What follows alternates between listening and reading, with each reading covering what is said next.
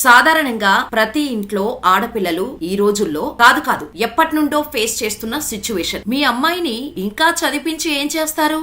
త్వరగా పెళ్లి చేస్తే పిల్లల్ని కని సంతోషంగా బ్రతుకుతుంది కదా అని ఇతరులు తల్లిదండ్రులకు ఇచ్చే సలహాలు. ఎవరో ఏదో అనుకుంటారు అని తల్లిదండ్రులు కూడా పెళ్లికి బలవంతం చేయడం, ఇలాంటి ఎన్నో కారణాల వల్ల వాళ్ళు కన్న కలలు, కోరికలు అన్నీ వదిలేసి తల వంచుకొని తాళి కట్టించుకుంటున్నారు. కానీ వేలల్లో ఒక్కరు మాత్రం తాము కన్న కలల కోసం ఏదైనా చేయడానికి సిద్ధపడి చివరికి అనుకున్నది సాధిస్తారు. అలాంటి ఒక అమ్మాయి కథే ఈ రియల్ లైఫ్ స్టోరీ. ఆమె తల్లి చనిపోయింది. ఇంటికి పరామర్శించడానికి వచ్చిన వారంతా వదిన చనిపోయింది కదా అన్నయ్య, అశుభం జరిగిన ఇంట్లో శుభకార్యం జరగాలంటారు పెద్దలు, ఇంకా దానికి చదివేందుకు, పెళ్లి చేసేస్తే నీకొక బరువు తీరిపోతుంది కదా, ఆలోచించు అంటూ ఉచిత సలహాలు ఇచ్చారు. కానీ ఆమె మాత్రం నేను చదువుకుంటాను అని చెప్పింది. కానీ తన మాటలు ఎవరూ వినే స్థితిలో లేరు. ఇక తప్పనిసరి పరిస్థితుల్లో ఇంటి నుంచి పారిపోయింది. అంతే, బంధువులు, చుట్టుపక్కల వారు రాబందుల్లా ఆ తండ్రిని పీక్కు తినటం మొదలుపెట్టారు. చెబితే విన్నావా,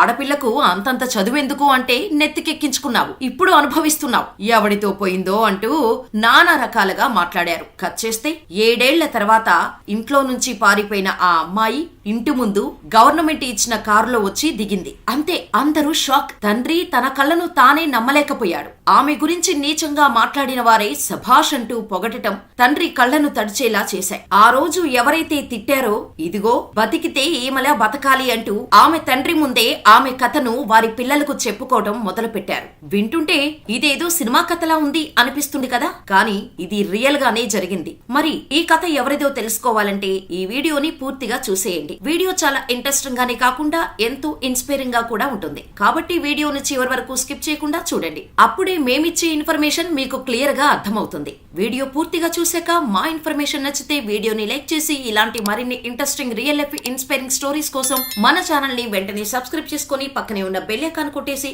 నోటిఫికేషన్ ఆన్ లో పెట్టుకోండి.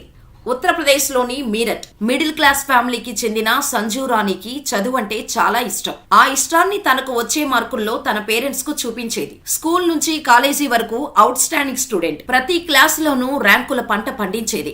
స్కూల్, ఇంటర్, డిగ్రీలో మంచి మార్కులతో టాపర్ గా నిలిచింది. దీంతో పీజీ కోసం ఢిల్లీ వెళ్ళింది. అలా 2013లో సంజు రాణి పీజీ ఫస్ట్ ఇయర్ లో జాయిన్ అయింది. అంతా సవ్యంగా జరుగుతుంది అనుకునే లోపు అదే సంవత్సరంలో సంజు తల్లి అనారోగ్యంతో చనిపోయింది. దాంతో ఇంటి నుంచి ఫోన్ రావటంతో వెంటనే ఇంటికి వెళ్లి తల్లిని అలా చూసి గుండె పగిలేలా ఏడ్చింది. అలా వారం రోజుల్లో చేయాల్సిన కార్యక్రమాలన్నీ పూర్తి చేశారు. ఇక ఇంటికి వచ్చిన బంధువులు అంతా సంజును చూసి తనకు పెళ్లి చేసేయాలంటూ ఆమె తండ్రికి ఉచిత సలహాలు ఇవ్వడం మొదలుపెట్టారు. తల్లి చనిపోయింది, ఇంకా ఇప్పుడు కాకపోతే ఇంకెప్పుడు పెళ్లి చేస్తావంటూ, చావు ఇంట్లో శుభకార్యం జరిపించాలని, చదువు మాన్పించేయాలంటూ సలహాలు ఇవ్వడం మొదలుపెట్టారు. దీంతో సంజు తండ్రి కూడా ఆమెకు పెళ్లి చేసేయాలని ఫిక్స్ అయ్యి చదువు మానేయమని చెప్పాడు. నాకు చదువుకోవాలని ఉంది నాన్న, నేను సివిల్స్ కి ప్రిపేర్ అవ్వాలని అనుకుంటున్నాను అని సంజు చెప్పి చూసింది. కానీ ఎవరూ తన మాట వినలేదు. అంతేకాకుండా హడావుడిగా పెళ్లికి ఏర్పాట్లు చేస్తుండటంతో భయపడిపోయింది సంజు. తను పెళ్లి చేసుకుంటే తాను అనుకున్నది సాధించలేనేమో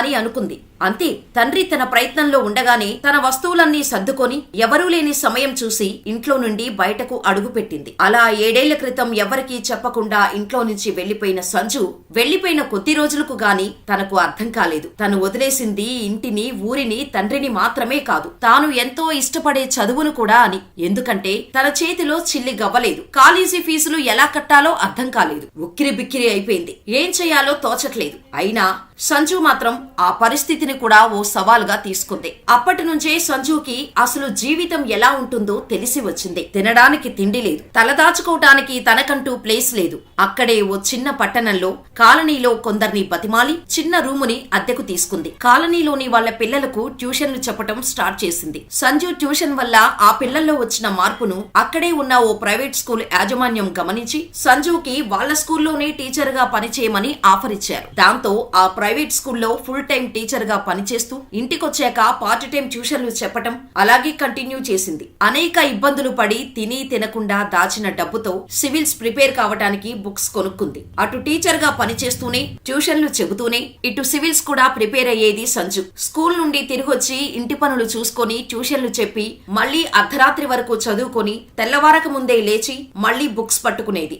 అలా రోజుకు 3 నుండి 4 గంటలు మాత్రమే నిద్రపోయేది. అయితే ఆమె పడిన కష్టం వృధాగా పోలేదు. ఆమె ఏకంగా ఐఏఎస్ ర్యాంకు సాధించింది. యూపీఎస్సీలో సంజు అసిస్టెంట్ కమర్షియల్ ట్యాక్స్ ఆఫీసర్ గా ఎంపికైంది. యూపీఎస్సీ క్రాక్ చేసిన తర్వాతే సుమారు 7 ఏళ్ల తర్వాత సంజు తన సొంతూరికి వెళ్ళింది. అసిస్టెంట్ కమర్షియల్ ట్యాక్స్ ఆఫీసర్ గా తిరిగి వచ్చిన కూతుర్ని చూసి సంజు తండ్రి చాలా హ్యాపీగా ఫీల్ అయ్యారు. సంజు తిరిగి వచ్చిందన్న వార్త తెలిసిన రిలేటివ్స్ అంతా వచ్చారు. అందులో సంజుని పెళ్లి చేసుకోవాలని ఒత్తిడి చేసిన వాళ్ళు, ఆమె ఇంటి నుంచి వెళ్లిపోయిందని తిట్టిన వాళ్ళు కూడా ఉన్నారు. ఆ రోజు తిట్టిన వాళ్లే ఇప్పుడు సంజుతో పరిచయం పెంచుకోవటానికి పరితపించిపోతున్నారు. తన పిల్లలకు సంజు కథను ఆదర్శంగా తీసుకోమని చెబుతామని చెప్పటం మొదలుపెట్టారు ఆమె బంధువులు. ఇక తన సక్సెస్ గురించి మాట్లాడుతూ, నేను సబ్ డివిజనల్ మేజిస్ట్రేట్ పోస్ట్ వస్తుందని అనుకున్నాను, కానీ మరోసారి సివిల్ సర్వీసెస్ రాస్తా.